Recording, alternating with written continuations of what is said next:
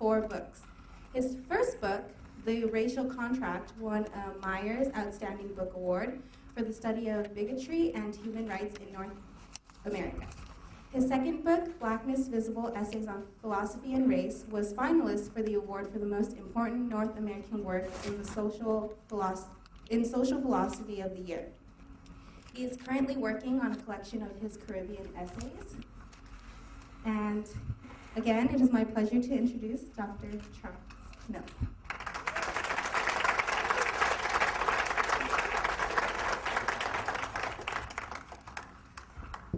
Well, thanks for the invitation. It's great to be here. It's been a great conference. I'm delighted, if a bit surprised, to see people here still.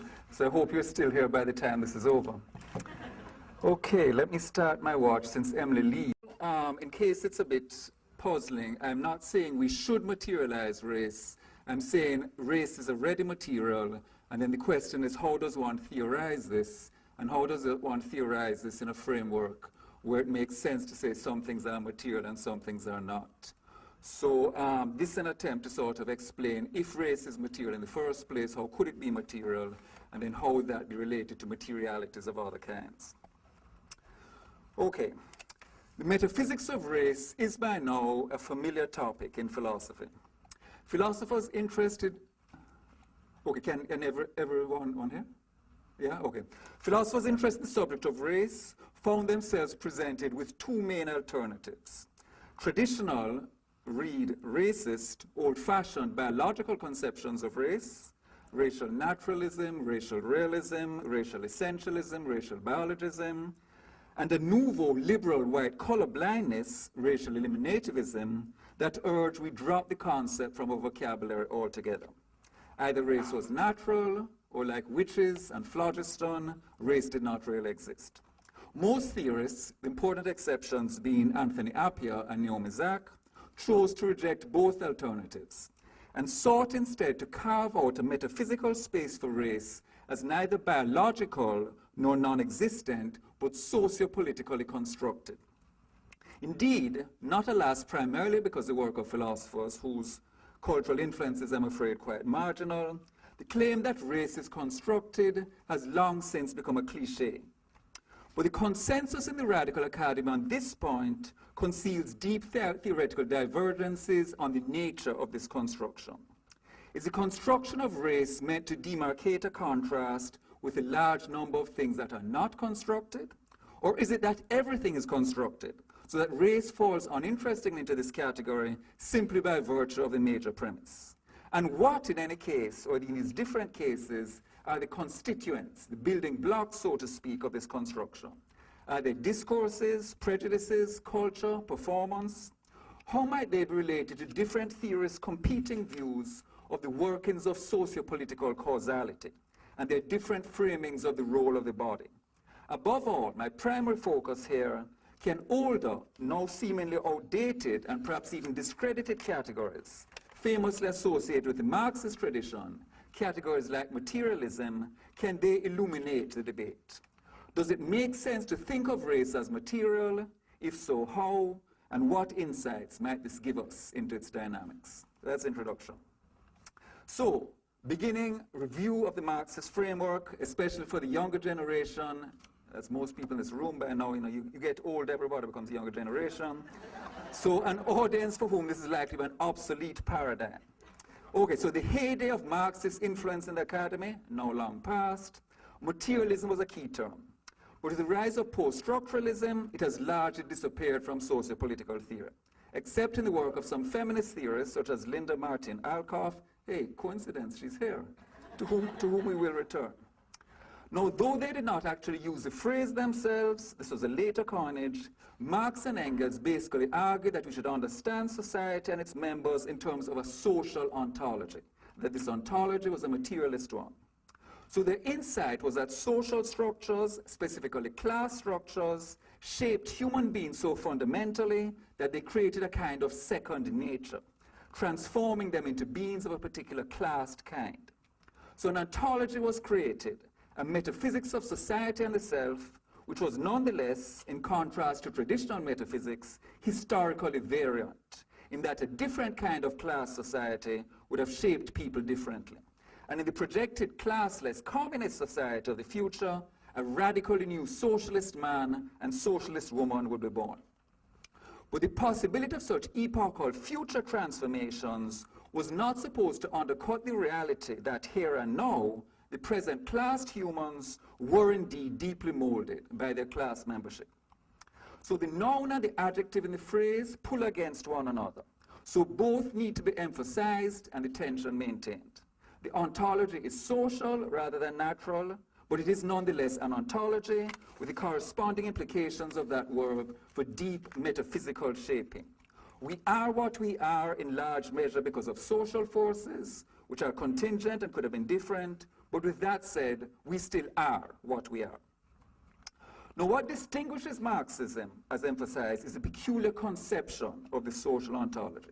After all, the notions that humans are fundamentally shaped by the social and their socialization is non-anthropological and sociological commonplace, and one that is axiomatic for postmodernism. Marxism famously claims that its socio-political outlook is materialist, that most previous socio-political thinkers, most saliently their immediate adversaries, Hegel and the young Hegelians, apart from Feuerbach, were idealists. So though the term was not used by Marx, their theory of history came to be known as historical materialism. So materialism for them has at least two senses, though these are not clearly distinguished, and in fact they're often conflated, or it's assumed that one logically follows from the other. The first sense is a sense familiar to us from introductory courses in metaphysics. Materialism as an ontological position that contrasts with other ontological positions such as idealism or dualism. Materialism in this sense claims that the only things that exist are physical entities. There are no souls, no minds outside of the thinking brain, and no God. Marxism is not unique in affirming such a view, and both Marx and Engels saw themselves as part of an older materialist tradition of philosophy that stretches all the way back to ancient Greece. In their opinion, Feuerbach was unique among the young Hegelians in being a materialist, though in their opinion, one who did not follow his premises where they thought they pointed. So that's the first sense, ontological. The second sense is fuzzier, it's harder to pin down. Let's call it materialism in the socio-political sense. Materialism in this sense is not an ontological view in the traditional sense just demarcated. It's a claim or a set of claims about patterns of socio-political causality. And as such, it's relevant for claims about social ontology. Socio-political materialism asserting the following three facts. One, the socio-political system can be differentiated into different elements. Two, some of these elements should be thought of as material and some as ideal. And three, overall patterns of socio-political causality are determined by the material elements. The emphasis on overall, because materialism is not denying that ideal elements have some causal efficaciousness. But the claim is that in terms of shaping the overall socio-political dynamic, the material elements are more important. So in the same way that ontological materialism is supposed to be an important general truth about the universe, socio-political materialism is supposed to be an important general truth about the workings of the social world. So what were these material elements? Well, Marx and Engels seem to have been working with the following analogy. Materialism as an ontological position affirms the general independence of the world from the mental. Though obviously in case of human institutions, it becomes more complicated. The universe pre-existed us, it pre-existed other thinking beings, it pre-existed all forms of life. So the universe does not depend on us. Moreover, when life and the mental eventually come into existence, they do so as functions of physical structures without which they could not survive. So if this is correct, then dualism is false, idealism is false, and the claim that everything is constructed is false. The vast majority of things in the universe are not constructed. Money is constructed, mountains are not constructed. So this ontological asymmetry is then analogized to a causal asymmetry. Materialism as a socio-political thesis affirms the differential causal significance of a particular social sector, which is analogously independent of us. And the idea is that certain aspects of the social order have the character they do independent of our will. And for Marx and Engels, that's the level of human technological development and the power relations in which production is organized. So the techno-economic is supposed to be independent of our will because without access to the means of production, we would not be able to survive. And because of this material necessity, the necessity of making a living, a power relationship is established in society by virtue of which the owners of the means of production have differential power over the lives of others. And this asymmetrical significance is metaphorically condensed in the famous metaphor of the base and the superstructure. So the base is supposed to be the forces and relations of production in Marxist jargon, and then the superstructure is supposed to be the state, the political system, culture, and so forth. And the don't worry, it gets better. If you can sort of endure this, it gets better eventually. So class, for Marx and Engels, is therefore supposed to be a more foundational category than any other social group membership. Class is material, part of the base, and the state, the legal system, morality, all of that is ideal. And then finally, the material is not restricted to the base and the force and relations of production. Nature itself is also material because nature is also independent of us.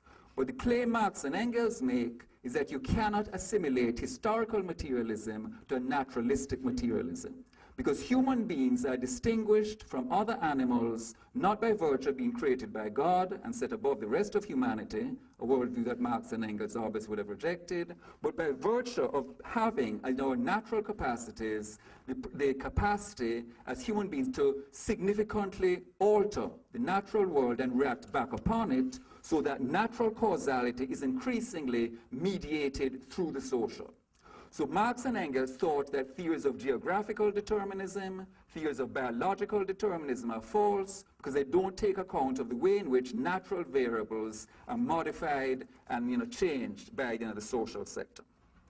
Okay, that's preface. You're still here. That's great. Let's get to race. So what does all of this, you ask, in fact, I've been asking for a long time, I'm sure, what does all this have to do with race and embodiment, the theme of our conference?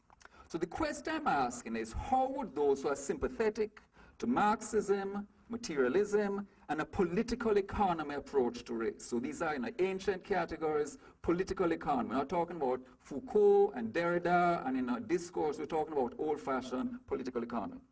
How would those sympathetic to Marxism approach race within such a framework and say, is it possible that the orthodox Marxist representation of race is mistaken, and it's not that class is the only thing that's material, but race could be material too?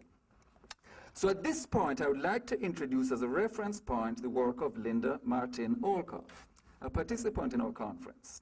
In her recent book, Visible Identities, Olkoff stakes out a theoretical position with which I'm in fundamental sympathy.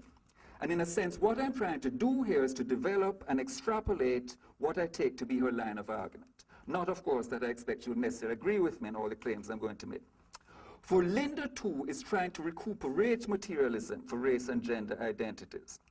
So in the book, we find her rejecting orthodox Marxism's dismissal of identity politics, while simultaneously affirming the importance of Marxist class categories and the need to recognize that, quote, capitalism was a racial and gender system from its inception, so that the real challenge that identity politics must address is a need to articulate its precise relation to class, end quote.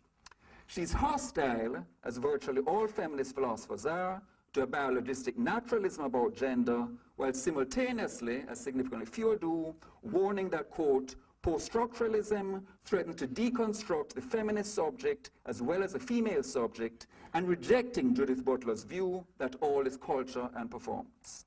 She repudiates, along with virtually everybody else, a class reductivist or naturalist materialism, while simultaneously, along with a smaller number of us, being emphatic on the need to reconstruct a new materialism that is not theoretically handicapped in these ways, which in the case of gender would be, quote, an analysis that maintains the central importance of the material reality of the sexed body. In sum, gender is both positional and material, end quote.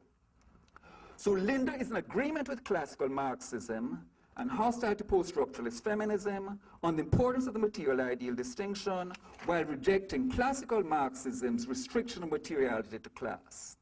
Unlike those theorists who would say that material is either false, since in fact it's discourse that determines everything, or meaningless, since it's binary opposition, idealism versus materialism, is an artifact of a conceptual framework that needs to be transcended and abandoned, Linda wants to insist that materialism is meaningful and true.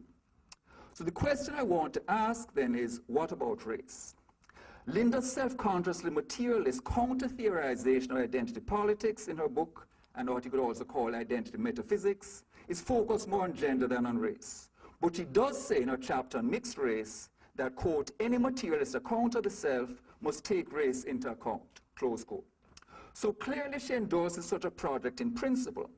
But the question then is, what would a distinctively materialist constructivism look like? How do we theorize the social constructiveness of race in a theory which prioritizes material determinants as its crucial shaping factors? And relatedly, how should we understand the materiality of race, if it is indeed material, in relation to these other materialities? Okay, so that's our preface, and let's now go into the attempt to do it. Okay, so first of all, to preempt some obvious misunderstandings, as we just emphasized, it's not an argument for race in the naturalistic sense. It's not that kind of materialism. So we're not saying that race represents natural biological limitations, evolutionary laws, and is material in that sense. That's traditional racist theory. We're rejecting that. It's not that kind of materialism. That's in a Marxist framework that would count as unhistorical materialism. That's naturalistic materialism, whereas, as I emphasized, the idea is that you want a materialism that is sensitive to history. So one's blackness would not be a transhistorical fact. It's not the case that your blackness sort of endures over time and has these effects as a sort of natural relation between you and other human beings. Blackness is a socio-historical contingent fact rather than one that's eternal throughout history. So the whole point of the Marxist critique is that our embodied experience is intimately related to the larger social body of the body politic. And this, of course, picks up on Gale's point, not that particular vocabulary, but the idea of intercorporeality, bodies, the materiality of bodies related to other bodies, and so forth. Now, Marx was not concerned about race, except, of course, from occasional racist comments about niggers.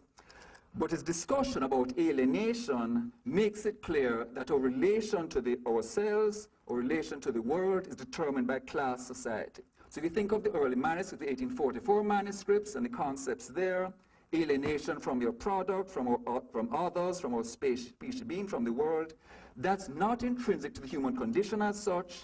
That's not a manifestation simply of the externalization of activity in the world, because then an unavoidable feature of all societies.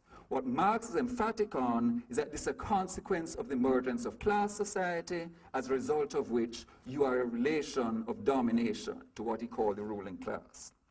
So this obviously provides us with an overall theoretical orientation. If you want to theorize race as material, we need to see race somehow the same way.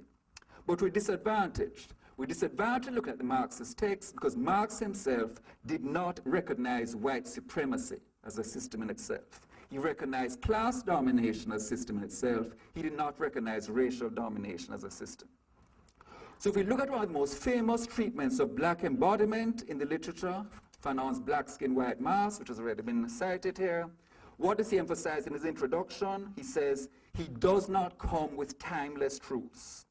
He's diagnosing a phenomenon of a particular historical specificity arising out of the history of colonialism, and the quote is, the architecture of this work is rooted in the temporal. So the reason the black body has the significance it does is because of a particular sequence of historical events by virtue of which the black body becomes located in a larger body politic within which race has significance as against a previous body politic where it did not. And the conventional judgment, which most theorists of race agree upon, is that race is a product of modernity. You do not have race in the ancient world. You do not have race in the medieval world. Race is a modern phenomenon. So blackness is then, he doesn't use these words, blackness is a result of a social ontology. And the question then is, can we use the work of Fanon and other people in the sort of tradition that leads up to critical race theory to sort of see how you could conceive of race in material terms? Okay, why doesn't Marxism want to recognize race as material? I suggest it could be seen as a distinctively Marxist version of the overall position of racial eliminativism. So there's mainstream liberal racial eliminativism. I suggest there's also a Marxist variant thereof. Marxists would concede that racism exists, but would deny that race as such has any social reality. What races really are related to the metaphysics of class. For example, they're subordinated national minorities, they're sub-proletarianized sections of the working class, they're not ontological entities in themselves. So in terms of the same orthodox Marxist metaphor based on superstructure, race is located at the superstructural level. At the level of the base, what you have are classes, and then the role of racism as an ideology is to rationalize super-exploitation. So all class societies are sort of structured by exploitation. In the case of race, you have super-exploitation. You're not talking about the exploitation of the white working class, you're not talking about wage labor, you're talking, for example, about slave labor, you're talking about pre-modern kinds of production which are nonetheless articulated to modern relations of production. So you have relations of exploitation different from the kind of exploitation that the white working class is subject to. But the material base, that's composed of classes and class fractions. And in that same text, by Fanon, we have his famous critique of Sartre, because he says Sartre is sort of assimilating the history of race to this larger Hegelian Marxist dialectic. So, there's this, in sort of, a somewhat misleading reduction, but, thesis, antithesis, and that's where racism comes out. So there's racism, there's what he called anti-racist racism and negritude, and then you transcend the whole thing in sort of glorious socialist revolution. So the problem with the Marxist categories is that they point us in the right direction, that the body has related to the body politic, but by depriving us of the sort of overall theoretical framework that would recognize race as a social structure in itself, they basically block our understanding. So the only system that's recognized is capitalism as class society. So the material is exhausted by class. The main kind of social group, classes, class relations of production as the material girders of the structure, class exploitation is central, and class interests as a material interest, the struggle over which is the main historical dynamic. And the claim would be you cannot conceptualize race this way. Why? Because the white working class are basically just victims of capitalist ideology. So they're represented as being misled by bourgeois ideology in the service of capitalist interests into thinking of themselves as white, but their true class interests are in terms of realizing this non-racial socialist order. They are not recognized as having racial interests. Class interests are recognized. It is denied that they could have racial interests. Class exploitation is recognized. Racial exploitation is not recognized. So overall, you get a particular model of society which is structured around class and which sort of limits race, as I said, to the ideological level, to the level of racism. Superstructural stuff, not stuff at the material level. So what do you need to do in response? If on the one hand you're sympathetic to a Marxist approach in terms of political economy, on the other hand you're frustrated by official Marxism, clearly the thing to do is to recognize white supremacy as a system in itself analogous to class domination, structured by exploitative relations between races and thereby constituting racial interests. So you then recognize that races are real and that the white working class do have racial interests as well as class interests. These interests are multidimensional. Social status, differential political input, cultural hegemony, somatic normativity, but at their core, arguably, material interests. And again, this is anathema, this is heretical within orthodox Marxist framework, because clearly the white working class, their only material interests are class interests. How could they have material racial interests? And the great advantage of the huge amount of work produced in critical race theory and critical white studies over the past 20 years or so is that you now have a literature on race and money and wealth, which is far more theoretical and sophisticated than the previous body of work. And a crucial text is a book that I'm sure many of you know by Melvin Oliver and Thomas Shapiro, Black Wealth, White Wealth, which came out in '95. And they argued that the mistake people have been making all along in looking at prospects for racial equality were focusing narrow-mindedly on differences in median household incomes. So you look at the median white household, you look at the median black household. You say, for example, the median black household is making 50%, let's say in the 1940s, and then they're gradually inching upwards, 60%, 70%, they're making progress, blah, blah, blah. And what you need to look at is not just income, you need to look at wealth. If you look at wealth, you find a far more illuminating metric for long-term prognosis of the prospect of racial equality. Why? Because it's a capitalist country. The same thing that Marxists recognize, it applies to race. In a capitalist country, wealth is crucial. I mean, in a world where all kinds of privileged white people, professionals have been laid off working at McDonald's, you suddenly realize wealth is crucial at all levels. Wealth provides a cushion against medical catastrophe, can be used to start a small business, can be used to make a down payment on a mortgage, can be transmitted as an inheritance to your kids to give them a head start in life. And the differentials in wealth between white and black households, I'm sorry, they dwarf income differentials. The median white household has 10 times the wealth of the median black household. And you might think, well, okay, even if that's true, that's because it's been skewed by the multi-millions of the white elite at the top. Not true. If you look at 2004 statistics, if you look at the bottom quintile, that's the bottom fifth of the white population, and the bottom quintile of the black population, the median white household, white quintile at the bottom, black household at the bottom, the differences in wealth 400 times. The bottom fifth of the white population, the median, has 400 times the wealth of the bottom fifth of the black population. So it's not just a difference that's at middle class and upper class levels. The difference in ratios, not in absolute numbers of course, but the difference in ratio is actually largest at the working class level. So what's the point of the critique? The critique is not that class is not material. It's not that the white working class are not exploited. The critique is that capitalism as it develops in the modern world is generally racialized, so that a kind of pure abstract capitalism, or the capitalism of Britain that Marx was analyzing in Capital, it was a racial system to which he hardly, there's stuff about the Irish, and some fleeting remarks about colonialism in India and slavery. But basically, the racial dimension that capitalism was not faced. So that white supremacy as a system of advantage and disadvantage interlocks with capitalism from the start, and it means that white workers are both the victims of capitalist exploitation and they are the beneficiaries of racial exploitation. So the materiality of race can be cashed out, and this of course is an appropriate metaphor here, in terms of differential probabilities of material advantage and disadvantage for whites and people of color. Segregation, racial division of labor, job and housing discrimination, all these factors mean that a white worker has a better chance in society of getting ahead than a person of color. So it means that on this straightforward level, race is material in terms of differential probabilities of material success. You have to put in terms of probability, because it's certainly not the case that every white worker is rich. I mean, obviously that's completely false. You're basically talking about expectations and life chances. And that's material in terms of what it links up with, the possibilities of wealth, the possibilities of a good life for yourself and your children, and so forth. Okay, so there's race as material in that sense. So let's now turn to another sense. So that sense is relatively uncontroversial. This sense is going to be more controversial. So again, let's return to Linda's work.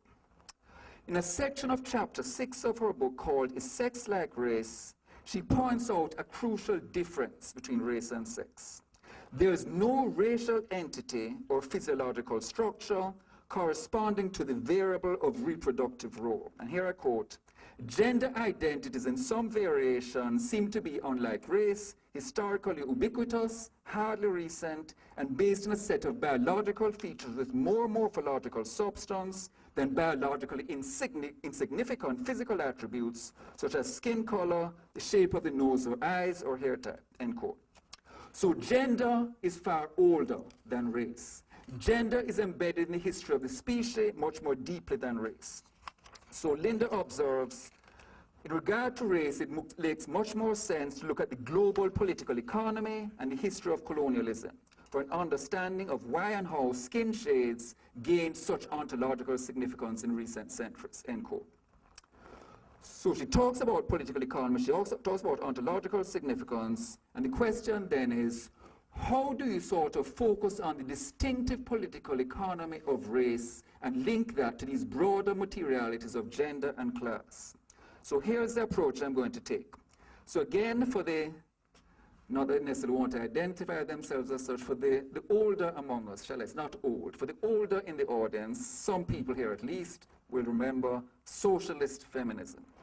Hands up. No, I won't ask that. That's an embarrassing question. Okay, so some people, without asking them to identify themselves, remember socialist feminism. So this was before the rise of post-structuralism, when Marxism was still seen as a live option. So what did socialist feminists say? They said that Marxist feminism, which is not the same for them as socialist feminism, Marxist feminism, sort of orthodox Engelsian feminist theory, and Engels has this famous book, The Origin of the Family, Private Property and the State, all kinds of deficiencies, nonetheless give him credit, major political thinker, one of the very few in the history of the Western tradition to write anything on gender, so give him credit for writing that book. So Marxist feminists were identified as those who accepted the orthodox Engelsian analysis, and they were what were also called radical feminists, who said there's a whole lot of gender subordination which is not captured by these categories in terms of rape, pornography, prostitution, and so forth. Socialist feminists said, let's bring these two bodies of theory together. So you'll reinforce the strengths of both and you'll correct for the weaknesses, and what you'll do, you'll try to theorize gender as material. So in the same sense that class is supposed to be part of the relations of production, gender is part of the relations of reproduction. So the materiality of class inheres in the fact that we need to appropriate the world to survive. The materiality of gender inheres in the fact that you need reproduction for the human race to survive. Women are the ones capable of having children. This doesn't mean that women are the ones who should raise the children, but this is a biological fact about women, the biological and material fact upon which socio-political materiality then builds. So male power then means that you get a gender system organized around subordination of women, rationalized by the claim that since women are the ones who have the children, they're the ones who should raise the children. Okay, so you then get what socialist feminists called a dual systems theory. And that theory was that you need to theorize capitalism as capitalist patriarchy. So patriarchy is male domination, and the particular kind of male domination in the modern period intersects with capitalism, so it's a system of both class and gender. Okay, so from my perspective, obviously, this is great stuff, but it needs to be supplemented. You can't talk about a dual system, you need to talk about a triple system. You need to sort of incorporate race into these interlocking systems. But the problem then is, as Linda's quote points out, what is it in race that corresponds to the biological specificity in these other materialities? In the case of class, it's the material fact that as material beings, we need to eat to survive, we need to appropriate nature. If somebody else owns the means of production, we can't access them without that person, then we're in a power relation with respect to them. In the case of gender, it has to do with the fact that it's around half of the human race that has the genitalia that enables them to be one to bear the children, so you then get a system of patriarchy erected on that fact. But in the case of race, there's nothing inherent about skin color, facial features, hair texture that is linked up with the body in such a way as a class materiality is, as a gender materiality is. So in other words, even without class ideology, it will still be the case that we need to eat to survive. That's not a bourgeois fact, that's a fact. As material beings, we need to eat to survive, we need to sort of match our needs in all kinds of ways. Even without gender ideology, it would be the case that women are the ones who bear the children. That's not an artifact of sexist ideology, that's a biological fact about the human species. There's nothing in race that corresponds to that. It's not the case that you can say, even without racist ideology, blah, blah, blah, blah, blah. Racial biological differentiation is completely superficial. There's nothing in it that has the deep significance of the human need to, eat, get shelter, blah, blah, to survive, or the fact that women are the ones who have kids. So the challenge that is then posed is, what could it be that could make race material, given that there's nothing in the raced body that corresponds to this? And that's why you can see why the orthodox Marxist challenge has its plausibility. The orthodox Marxists will say, look, there's nothing to play the role of the relations of reproduction in the case of race.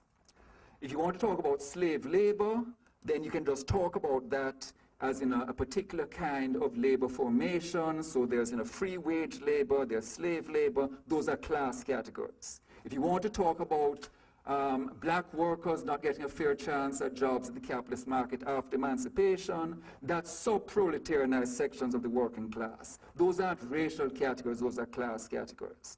So the claim would be that to the extent that race exists, it's just class in a different skin. So the challenge then is, if you want to sort of say, well, as orthodox Marxists, you're wrong, what could you point to say, well, you know, this is how race is material?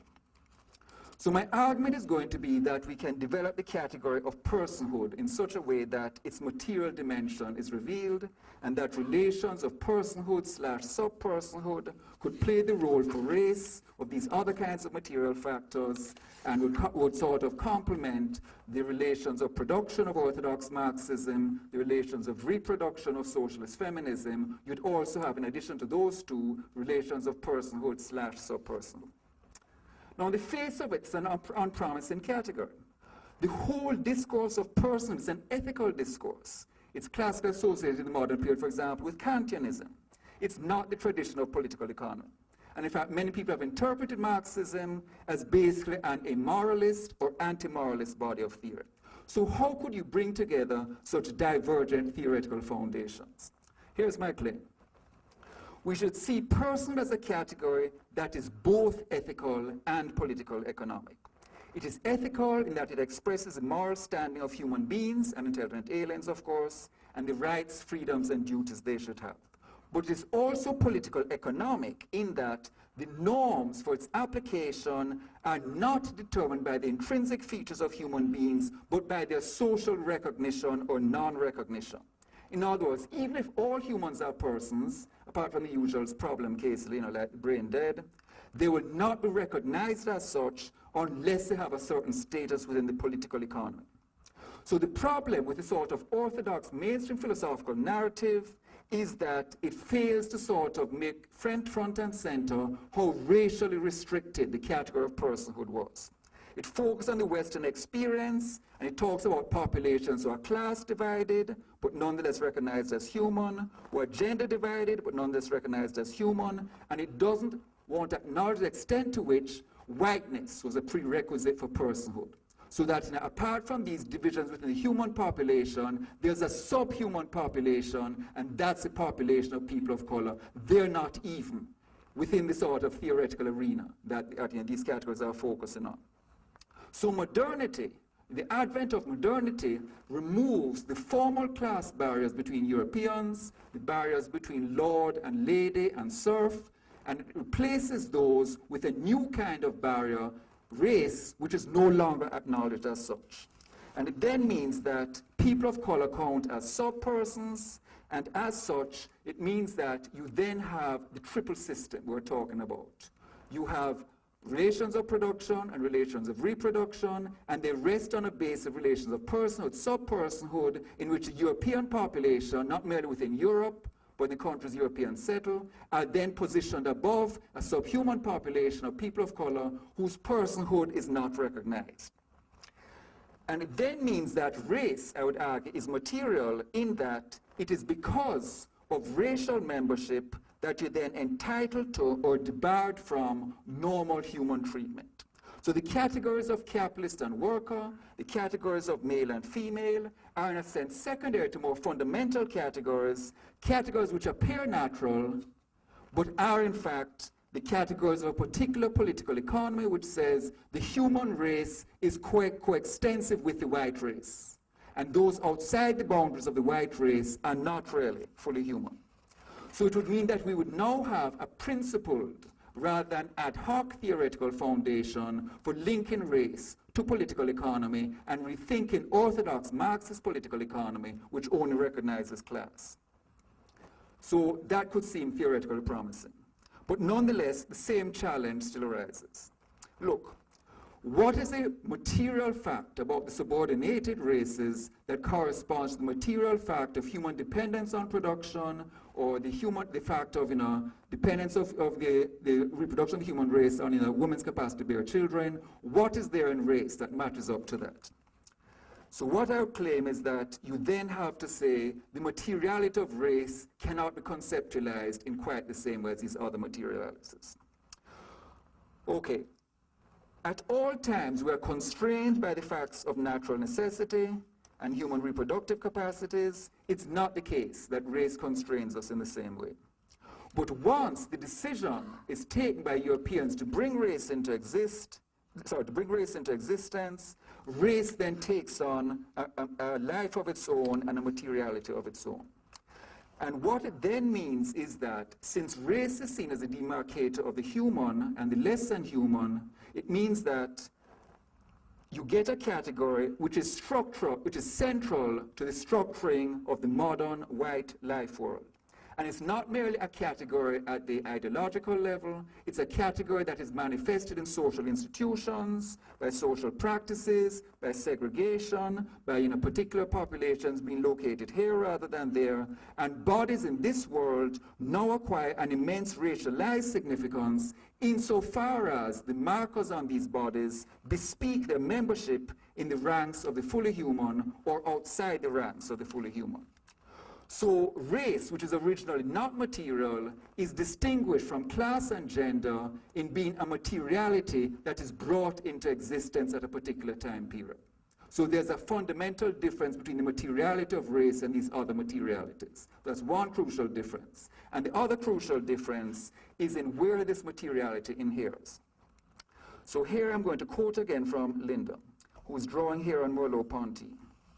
The perceptual practices involved in racialization are then tacit, almost hidden from view, and thus almost immune from critical reflection. This account would explain both why racializing attributions are nearly impossible to discern and why they are resistant to alteration or erasure. Our experience of habitual perception is so attenuated as to skip the stage of conscious interpretation and intent, end quote. Very similarly, but drawing on a different tradition, the American pragmatist tradition rather than the French phenomenological tradition, Shannon Sullivan, in a recent book, Revealing Whiteness, talks about the role of unconscious habit in making race, where she characterizes habit as an organism's subconscious predisposition to transact with its physical, social, political, and natural worlds. The result is race predispositions, racial habits whose consequence is that the world bodies us, the world inhabits us. So white privilege is then not just in the head, it is in the nose that smells, in the back, the neck and other muscles that imperceptibly tighten with anxiety.